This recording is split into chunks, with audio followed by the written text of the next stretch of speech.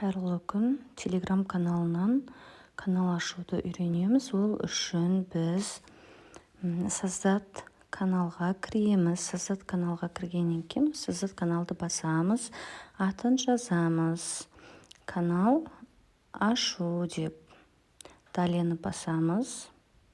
Далені басқаннан кейін бұл жерде публичная деп тұрады, және де частная деп тұрады.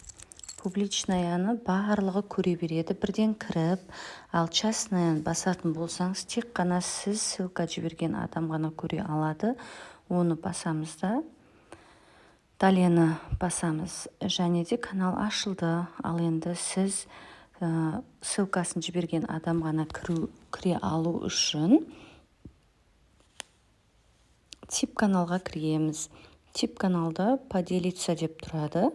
Сол поделицаны басқан кезде скопировать ссылка деп тұрады. Соны копировать етіп аламыз да, сіз қалаған адамыңызға сол ссылканы жіберетін болсаңыз, соған бірден тіркеліп кіре беретін болады.